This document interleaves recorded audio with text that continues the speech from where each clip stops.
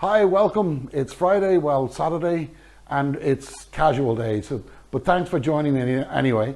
In today's video, I bring you some good news. Today, we can highlight that the functions of government, at least some of them anyway, are still intact.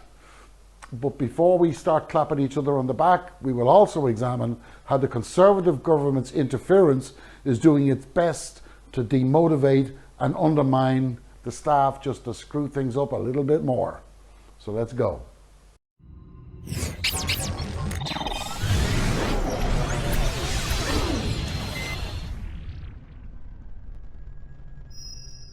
Well, just a few days ago, it was announced that the UK competition watchdog had hit several large drug-making companies with fines totaling £260 million.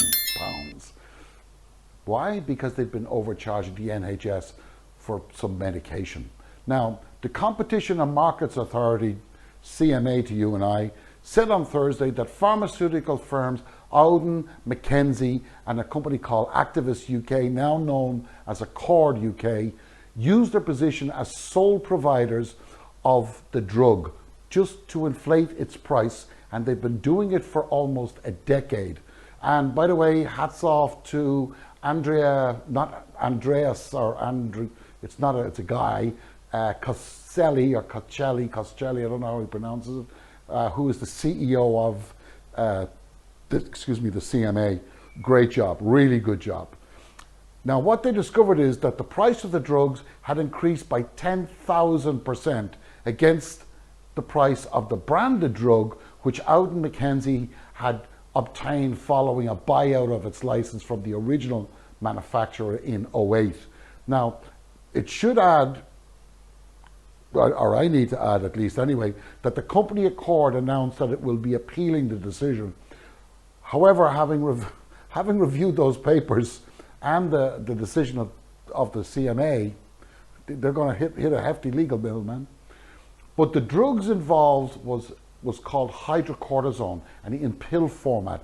Now, these drugs are very inexpensive to manufacture, especially as the R&D costs have long since to be a cost contributor and are used by tens of thousands of people across the UK to treat adrenal insufficiencies such as Addison's disease. Now, one of the key issues identified in the investigation is that though Addison's disease is still potentially a lethal condition with excess mortality in acute adrenal failure, infection, sudden death in patients diagnosed at a young age, it's eminently treatable, and the prognosis is excellent for patients who receive the proper care so long as they can afford the proper care. Now, what is more unusual about this whole debacle is not that it's simply limited to the misery inflicted upon the British people. It's not the fact that it's limited to acts of basic blackmail that they perpetrated against the fundamentals of medicine in the NHS, but it's the complicity of the government to reward these charlatans when they must have been fully aware of investigations that were ongoing. And if they weren't, they should have been. Look, investigation, court dates, cases, they don't happen overnight. They normally, in this scenario, take years. Nor, may I add, does the consideration on the decision not to press criminal charges in such serious cases happen by circumstance alone. Not at all. The NHS had been ripped off. People's lives have been made a misery. And the reaction from the Ministry of Health, the reaction from the PM's office, zero, nada, nothing. But to add salt to the wounds of the, this was not the first time that these boyos were caught fixing the market. No, they've been doing this for quite a while, and they've been caught before by the CMA, though this time it was only for 1.8 million. So what's that between friends, eh? Now, when I mentioned that zero reaction, contrast this zero reaction from the Conservatives to when CEO of Auden McKenzie's cohort in this active deceit, Waymade CEO Vijay Patel, was in 2019, despite criticisms that his companies were right smack in the middle of this crap of collusion, in in the act of increasing prices that had already cost the NHS at least £16 million, despite all of that, was awarded an OBE on the New Year's Honours List. I mean, really? Lest anybody forget here, an OBE is decided by an honours committee. The committee's recommendation goes to the Prime Minister and then to the Queen, who awards the honour.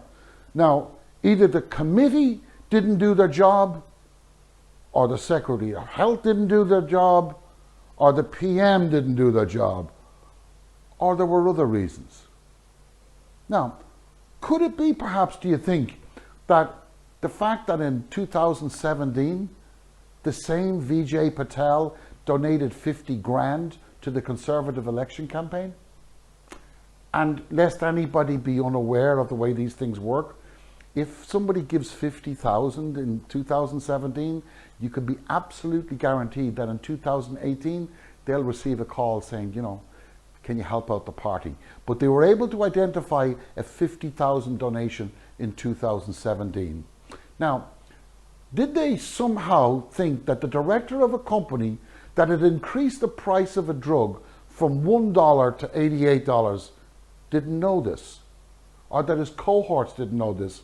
Are we to believe that they didn't know that the Competition Authority in 2015 was investigating Auden Mackenzie's buyout, who didn't even have a manufacturing plant, but did have the sales channels? You know, which, by the way, is why they paid Waymaid and AMCO to stay out of the market. Those companies were about to launch a generic version of the same drug, but Auden Mackenzie paid them not to do anything. They paid 1.8 million and 21 million respectively to stay out of the game. AMCO have just been sold to a Norwegian company that does exactly the same thing. They go in, they buy up old licenses for pharmaceuticals, take the competition out, whack up the price. And there are common directors in both. I mean, this is a pandemic. And are we seriously expected to believe that the PM's office was not aware that a former director of Auden Mackenzie, Amit Patel, was in the throes of being excluded from becoming a director? Or could it be that the 50,000 the Conservatives received from his cohort in this scam could have influenced the decision? You know, the pile of excrement just keeps building in this party.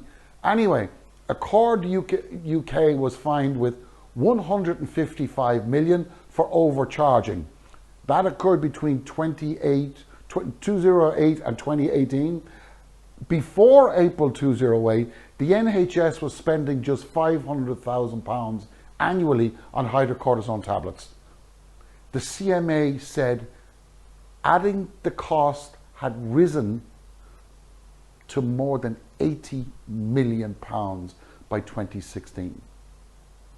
Now, it also fined the company that took over, and all of these pharmaceutical companies can go very quickly, but in total, everybody got screwed. The British people more than anybody, the NHS more than these guys. You know, here's the thing about this mentality. The guy Patel, the other Patel, Amit Patel, I'm not sure if they're the same family, to be honest with you. He sold that company to Accord, his company, Mackenzie's, for 360 million in cash. Then it was discovered that before he'd sold the company over a period of 3 or 4 years, that he'd taken out 13.1 million in cash, himself and his sister. Now they spotted it, you know, absolutely clear as day, caught red-handed, and he's appealing the decision for summary jurisdiction on it. The guy gets 360 million. He gets caught putting his hand in the cookie jar for 13 million, which is, you know, 3%. And he still wants to fight the case. These guys have no morals at all. But anyway, thanks for listening. I'll see you on the flip side. Thank you.